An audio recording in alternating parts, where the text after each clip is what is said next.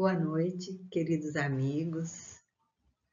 É com muita alegria que nos reencontramos nesta noite para mais uma aula do curso Memórias de um Suicida, segunda parte, os departamentos.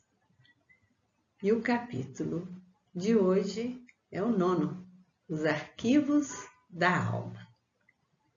E já envolvidos nessas vibrações de muito amor, vamos fazer a nossa prece. Pedi e obtereis. Felicidade que a prece proporciona. Vinde, vós que desejais crer. Os espíritos celestes acorrem a vos anunciar grandes coisas. Deus, meus filhos, abre os seus tesouros para vos outorgar todos os benefícios. Homens incrédulos, se soubesseis quão grande bem faz a fé ao coração e como induz a alma ao arrependimento e à prece. A prece. Ah, como são tocantes as palavras que saem da boca daquele que ora. A prece é o orvalho divino que aplaca o calor excessivo das paixões. Evangelho segundo o Espiritismo, capítulo 27, Santo Agostinho. Com essa prece maravilhosa, nós agradecemos muito a Deus a oportunidade de estarmos aqui estudando.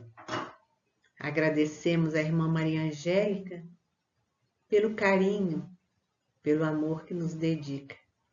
Que os bons espíritos possam levar essas vibrações de paz e amor a todos que sofrem. E assim, vamos dar início à nossa aula de hoje. Vamos recordar a aula passada. Nossos queridos amigos Camilo, seus companheiros, eles estavam em visita de instrução aos departamentos, acompanhados por Carlos e Roberto de Canaleiras. Eles estavam conhecendo a torre de vigia e o diretor, Padre Anselmo de Santa Maria.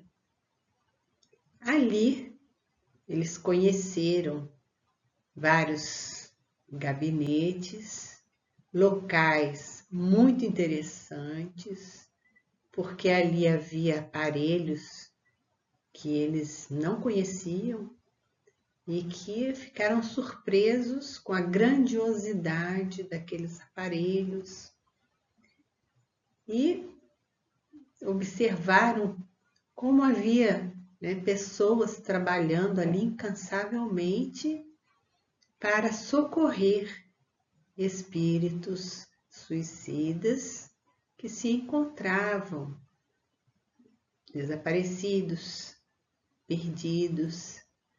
Então era um trabalho que eles ficaram realmente impressionados.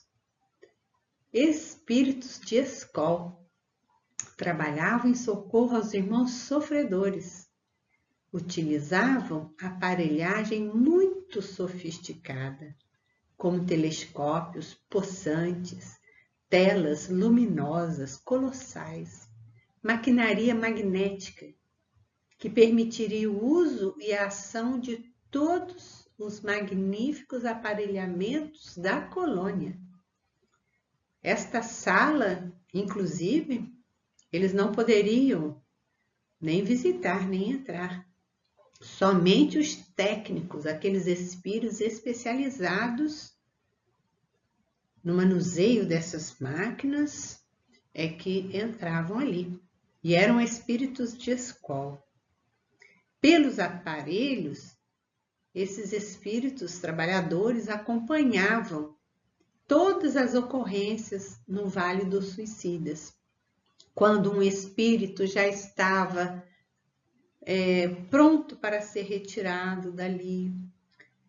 Mesmo que ele estivesse ainda revoltado, ainda não estivesse, né, compreendendo a situação, não importava. Se eles já estivessem sem aqueles fluidos, já estivessem mais desmaterializados, eles eram socorridos e encaminhados para os departamentos, né, que estivessem de acordo com a situação desses irmãos. Então era um trabalho assim magnífico, de muito amor. Hoje então vamos estudar os arquivos da alma. Honrai a vosso pai e a vossa mãe. Êxodo 20:12. E entardecendo, nos diz Camilo, as sombras se acentuavam no horizonte plúmbeo da pesada região. Descemos para o pavimento imediato e, pelo trajeto, arrisquei uma interrogação. Como chegam os diretores desta magna instituição a saber que espíritos infelicitados pelo suicídio são aprisionados por falanges hostis, encontrando-se desaparecidos?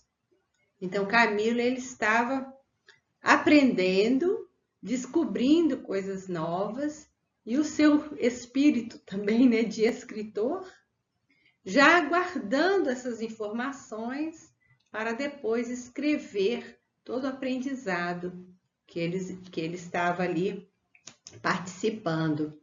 Porque Camilo e seus companheiros, eles estavam em melhor, né, condição.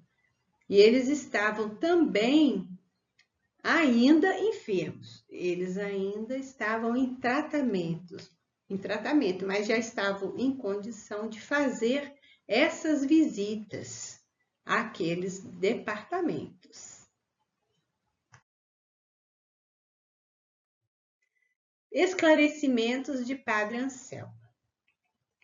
Há técnicos na torre, com o mistério exclusivo de procurar os desaparecidos, auxiliados com o emprego infalível dos aparelhos que acabastes de entrever. Então, como eles tinham visto naqueles andares superiores, que eles começaram a visita pelos andares superiores, então agora eles estavam entendendo um pouco mais, porque aqueles aparelhos, eles eram, vamos dizer assim, sofisticados e seguros. Eles encontravam, eles pesquisavam e eles encontravam aquele espírito que estivesse desaparecido. Antigos opressores, regenerados, vêm indicar voluntariamente localidades onde se encontram vítimas da opressão. Então, esses espíritos, eles já foram, né, opressores, obsessores, perseguidores, mas hoje regenerados. Eles prestam serviços ao Instituto, à Colônia Maria de Nazaré. Então, como eles conhecem aquelas regiões profundas, aquelas localidades, né, de difícil, né, acesso, eles ajudavam bastante a encontrar as vítimas. Geralmente, porém, os avisos e as ordens vêm de mais alto. Então, muitas vezes, né, o aviso para atender determinados espíritos, a socorrer imediatamente, essas ordens vinham de Maria. Elas vinham do mais alto para que eles pudessem, né, atender, acolher espíritos muito, muito sofredores. O valor da prece externada com amor e veemência em favor de um suicida é sacrossanto veículo balsamizante.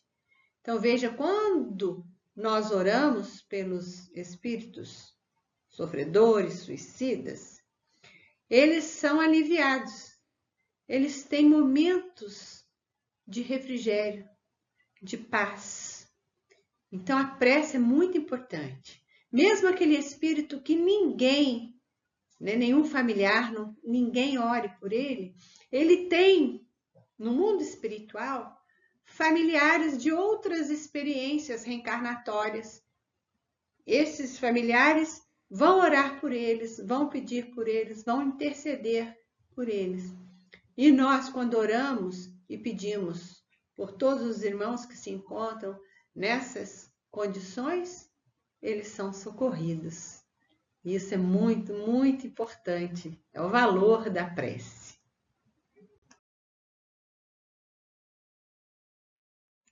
O amável Cicerone falara da existência numa daquelas sombrias dependências que circundavam a torre central, cognominada simplesmente a torre. Nesta torre, que ficava fronteiriça à torre de vigia, moravam ali, né, estavam abrigados ali, temidos obsessores, chefes ou prosélitos de falanges, trevosas e perversas. Além de suicidas, seriam também responsáveis por crimes nefandos. Então, esses espíritos, eles estavam presos ali, né, nesse local, a torre, havia prisões onde esses espíritos temidos obsessores estavam aprisionados.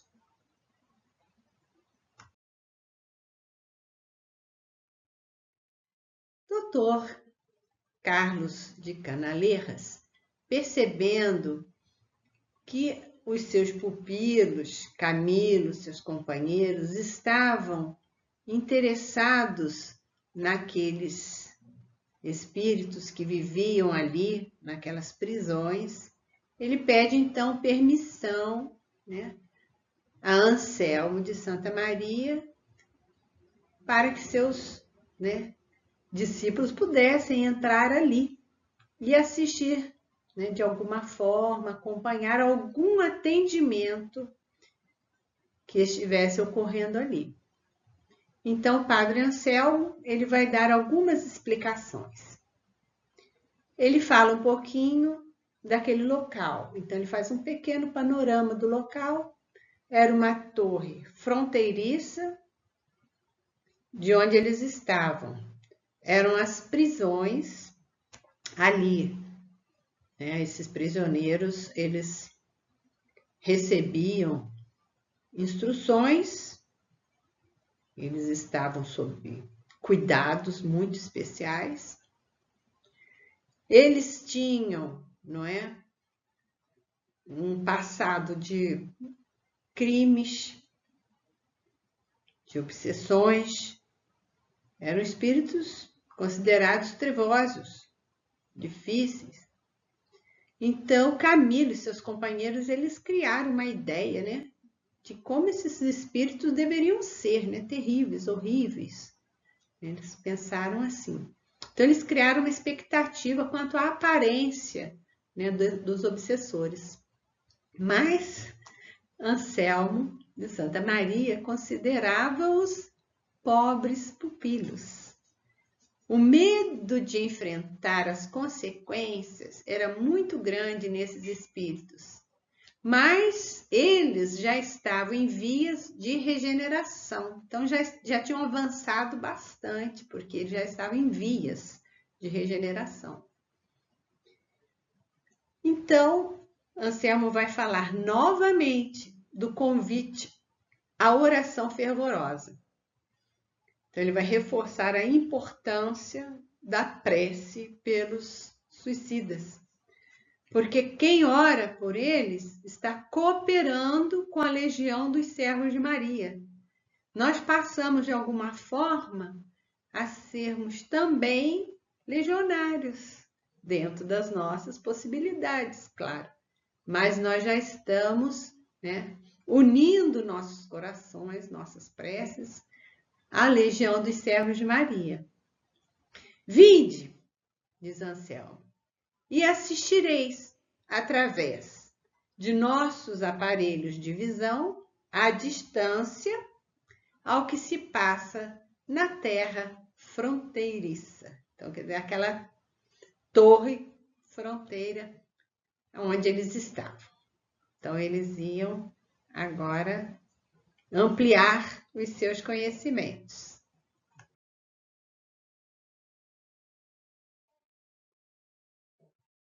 O aprendizado através de sensível tela. Então, eles foram convidados a acompanhar, junto com o padre Anselmo, um atendimento ali na torre. Então, eles iam assistir através de uma tela muito sensível tudo que estaria acontecendo naquele lugar. Então, era uma experiência nova.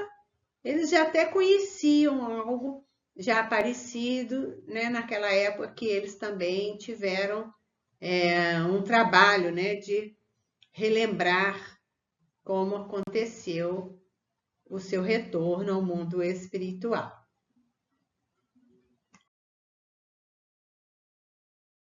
Eles então estavam no gabinete de fiscalização.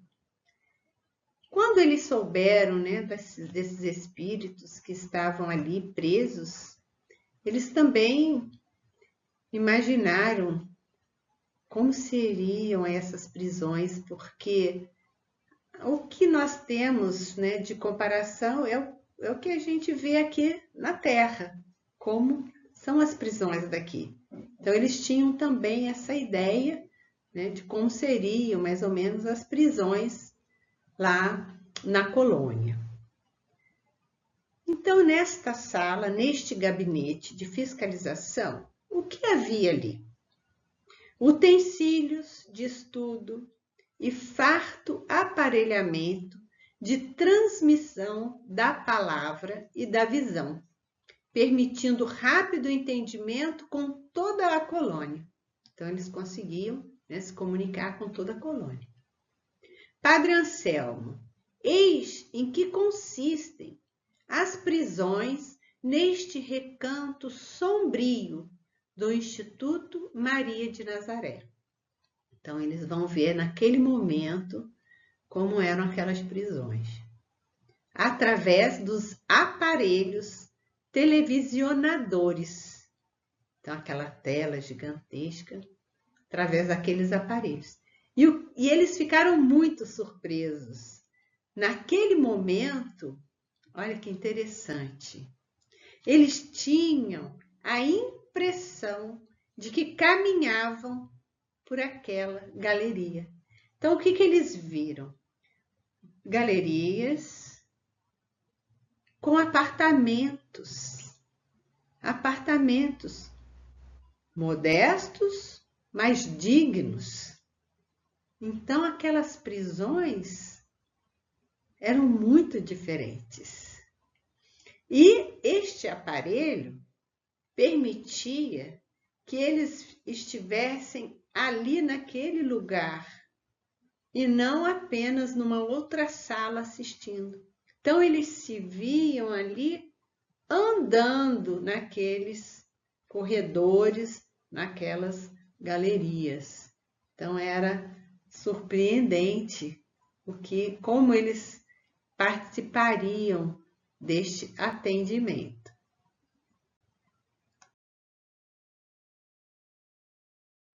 A surpresa de Camilo. Então, na verdade, ali não era uma prisão, como nós conhecemos. Era um educandário. O objetivo da torre era instruir e educar.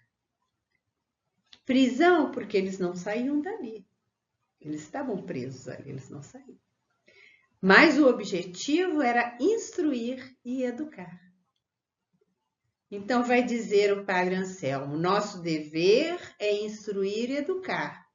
levantando o ânimo decaído, o caráter vacilante, através de elucidações sadias para a regeneração pela prática do bem. Então, olha que trabalho de amor, porque a recuperação de espíritos muito comprometidos com as leis de Deus. A punição, o castigo, o próprio delinquente os traz dentro de si, com o inferno em que se converteu sua consciência conflagrada por 1000 diferentes aflições, o que dispensa atormentá-lo com mais castigos e represálias. Então eles sabiam que aqueles espíritos já sofriam o suficiente. Era muito já. Então ali não era punição, ali não era lugar, não é, para castigo, mas para instruir, educar, à luz do amor, à luz do Evangelho.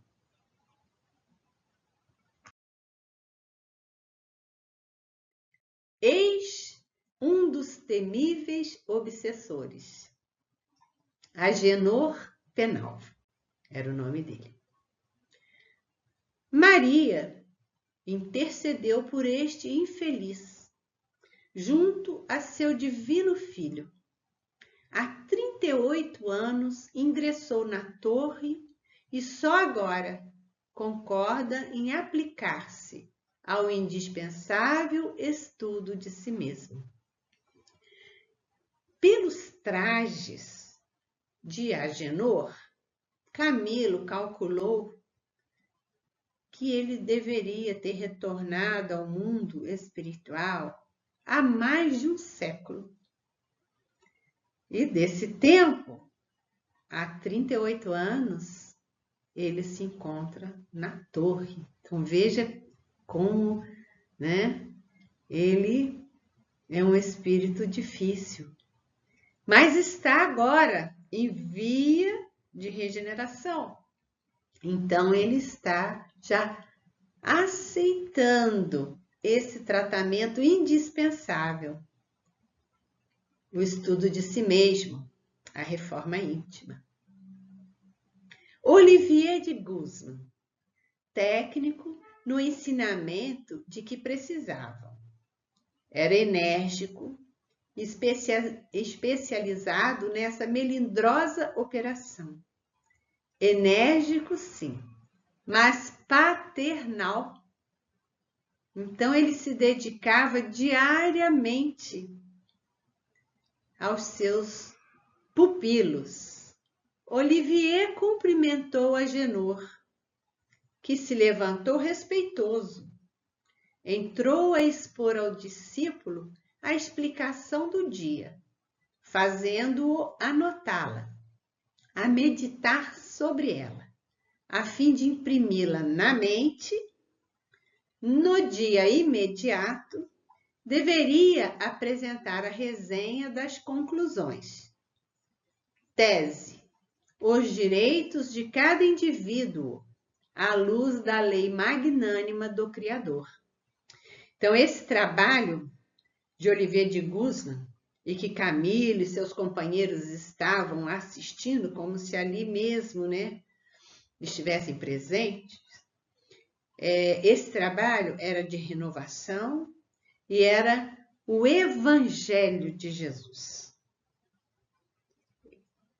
Olivier instruía, eles liam, mas eles tinham que imprimir na mente o ensinamento e tinham que trabalhar, porque eles tinham que produzir. Era muito, muito importante que eles produzissem uma resenha. Então, depois desse estudo, vinha a tese. E eles tinham, no dia seguinte, que apresentar uma resenha desta tese. Imagine há quanto tempo eles não estão fazendo esse trabalho de evangelização, doutrinação, amor. porque esses espíritos eram espíritos de escola e que se dedicavam a esses espíritos, né, tão comprometidos.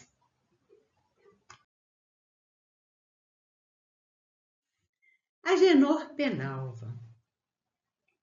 Após a lição, a um gesto do preceptor, vimos que o paciente levantou-se a fim de acompanhar Olivier, submissamente, como tocado por influências irresistíveis. Ingressaram em uma espécie de gabinete de experimentações científicas.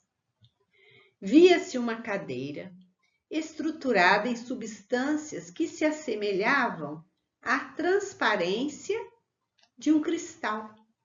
Pelo seu interior, perpassava um fluido azul, fosforescente, como sangue que percorreria todo um envoltório carnal. Via-se um quadrângulo de cerca de 2 metros, fulgurante, qual espelho, placa fluido magnética ultrassensível, capaz de registrar a menor impressão mental ou emocional.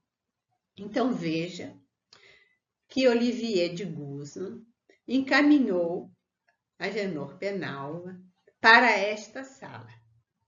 E esse aparelho, muito sofisticado, essa cadeira que ele deveria sentar-se ali, e todo o seu pensamento, sentimentos, vivências apareceriam nessa tela, nesta placa fluido-magnética ultrassensível. Então, eles poderiam acompanhar como o próprio Agenor também acompanharia. Isso, meus irmãos, ele estava indo, Agenor Penalva estava indo ao encontro dos arquivos da alma. Esse é o momento.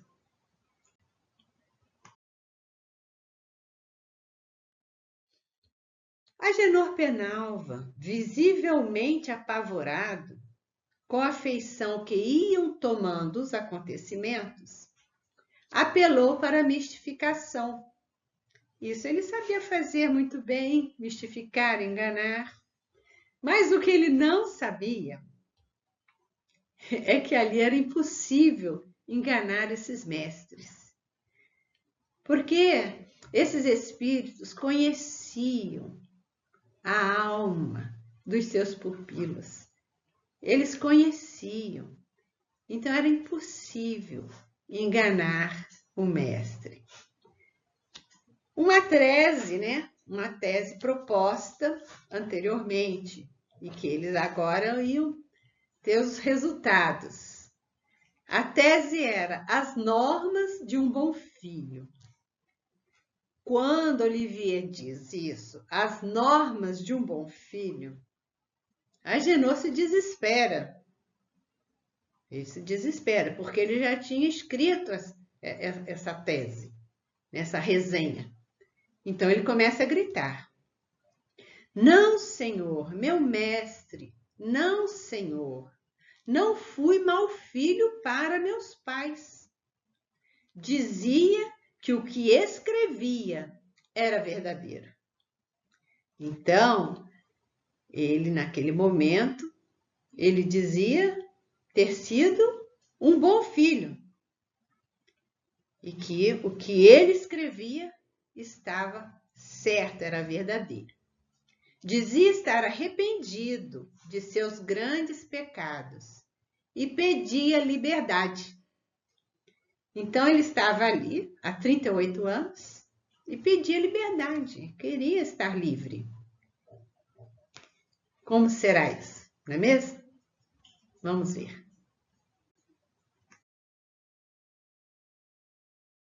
Agenor Penalva recorda-se, talvez para impressionar Olivier, de seus sofrimentos, desde seu retorno ao mundo espiritual.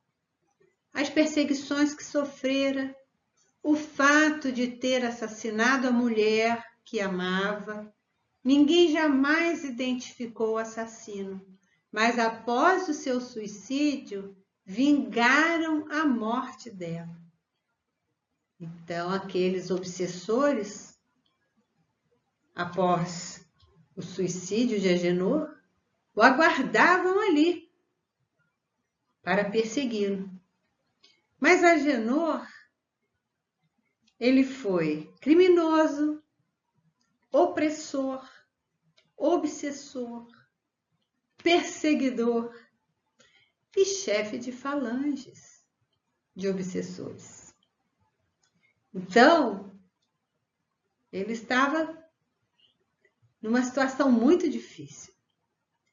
Para se livrar de tal jugo, ele acabou se unindo ao bando, tornando-se também, não é, um similar. Então ele não resistiu, né, não lutou para escapar. Ele aceitou participar daquele bando, né, tornando-se um líder, um chefe também. Então vejam que, né, Agenor, ao retornar ao mundo espiritual, ele colheu aquilo que plantou. E não estava, né, para ele fácil, como ele mesmo diz, né? Ele sofreu toda essa perseguição. Olivier de Guzman. A longa série de infortúnios que expuseste teve origem apenas nos excessos pecaminosos dos teus próprios atos. Hóspede da Legião de Maria, porque ali ele estava protegido há 38 anos. Proteção contra o jugo obsessor da falange que chefiava. Diariamente são expostos ao teu exame os motivos por que tua liberdade foi tolhida. Então, aqueles estudos que ele fazia, não é, as teses que ele precisava fazer a resenha. Então, tudo aquilo tinha a ver com o seu passado, com os atos que ele praticara. O orgulho sufoca as conclusões lógicas do raciocínio. E não é verdade? Quantas vezes nós também não admitimos que erramos, que fomos indelicados com alguém, que ferimos alguém. Pelo contrário, às vezes a gente só se justifica pelo que fez, se justifica, mas admitir mesmo é difícil, porque o orgulho sufoca as conclusões lógicas do raciocínio. A partir desse momento, fará um exame dele mesmo diariamente. Então, era preciso que ele acessasse os arquivos da alma para se conhecer melhor.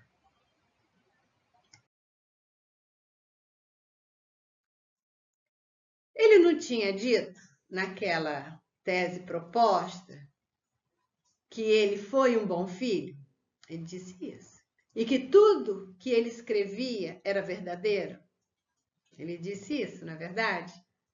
Então, aí está um questionamento. Um bom filho para seus pais?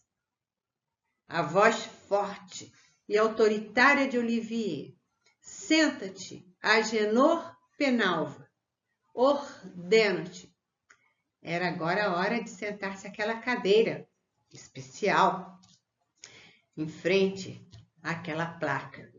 Dir-se-ia que a venerável cerimônia recebia as bênçãos do divino médico das almas. O ambiente estava com uma vibração altíssima, amorosa. Agenor Penalva se acalmou. Com aquelas vibrações, ele se acalmou. regressando no tempo, 5 anos de idade. Então, ele voltou, né, houve essa regressão, ele estava agora com 5 anos de idade. E depois desta recordação, ele iria se ver, né, com o passar dos anos. Acorda dos refolhos da alma tuas ações, como filho, em torno de teus pais, de tua mãe particularmente. Faze-o sem vacilar.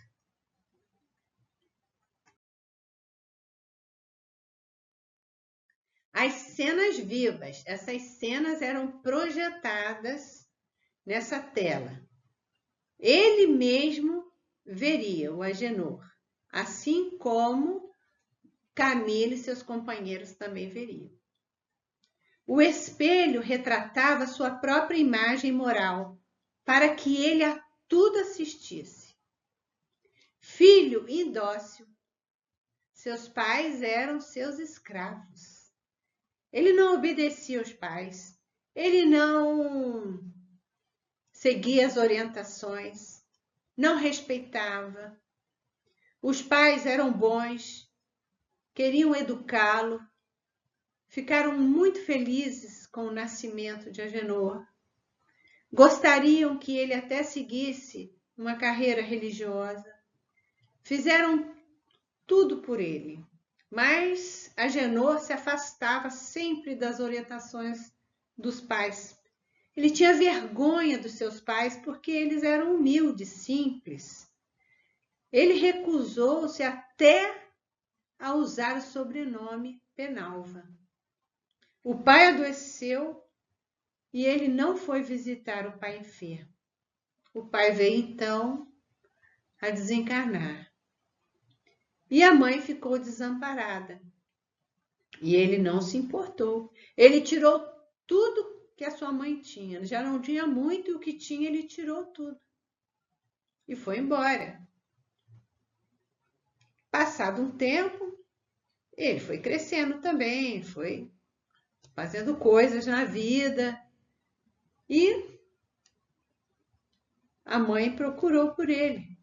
E ele se negou a recebê-la em sua casa de Madrid, encaminhando-a secretamente a Portugal. Enviou-a a um tio paterno no Porto. Não se certificou do paradeiro exato, então ele não tinha nem certeza se o tio ainda morava naquele lugar. E mandou a sua mãe. A pobre mãe, não localizando o parente, nem o filho que foi para a América, e muitas pessoas tentaram ajudar a mãe escrevendo para Agenor para dizer que esse parente não estava mais lá. Mas Agenor não atendeu a nenhum pedido, a nada. A mãe, então, pobrezinha, termina seus dias arrastando-se miseravelmente pelas vias públicas. Então, Agenor está vendo isso. Né? Ele estava acessando um arquivo da alma e que ele se negava, né, há tantos anos a fazer, né, essa viagem profunda. Lágrimas e dor. Chorou, sofreu, era um momento angustiante. Não, não, meu mestre, em prantos, 1000 vezes não. Basta, pelo amor de Deus. Mãe, minha pobre mãe, perdoa-me. Perdão, meu Deus, perdão. Fui um filho infame. Ó Deus clemente. Naquele momento, onde ele via o filho que ele foi, ele chora, arrependido, pede perdão, sente saudades da mãe, naquele momento ele compreende como ele podia ter, né, feito o que fez e agora se sentindo tão sozinho. No meio desse sofrimento, cessaram as visões. Ele já tinha naquele dia compreendido muitas coisas. Eles retornam ao apartamento, porque eles fariam novas visitas, né, diárias para esse aprofundamento. Olivier, então, propõe uma nova tese. Honrai a vosso pai e a vossa mãe, a fim de viverdes longo tempo na terra que o Senhor vosso Deus vos dará. Relação dos deveres dos filhos para com seus pais. Essa, então, era a tese que ele deveria entregar. Relação dos deveres dos filhos para com seus pais. Naquele momento, ele compreendia muito bem.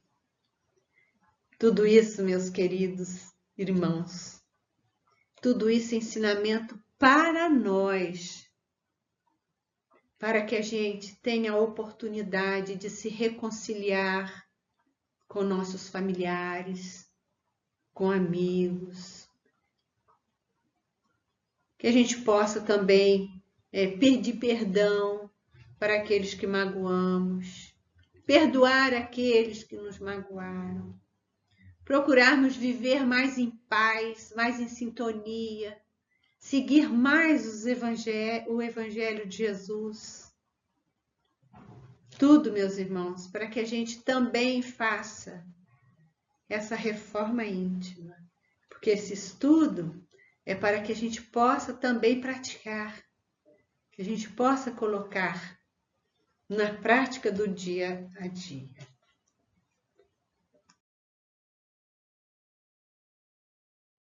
E aí está nossa doce mãe, doce Maria, suave lírio de luz, vem ouvir nossa prece, perfumar nossa messe, doce mãe de Jesus. Vem, ó Maria, socorrer os que sofrem, peregrinos da dor, suplicando o teu amor. Doce Maria, cheia de graça, vem ouvir este hino, amparando os enfermos com teu manto divino. Que nossa prece, nossas vibrações amorosas possam chegar a todos os nossos irmãos suicidas e também àqueles com ideação suicida, para que vençam esses momentos desesperadores, para que aceitem os desafios da renovação e que possam seguir confiantes, contando sempre com Deus, com a misericórdia do Pai e com as bênçãos de Maria. Muita paz para todos. Recebo meu carinho e meu abraço fraterno.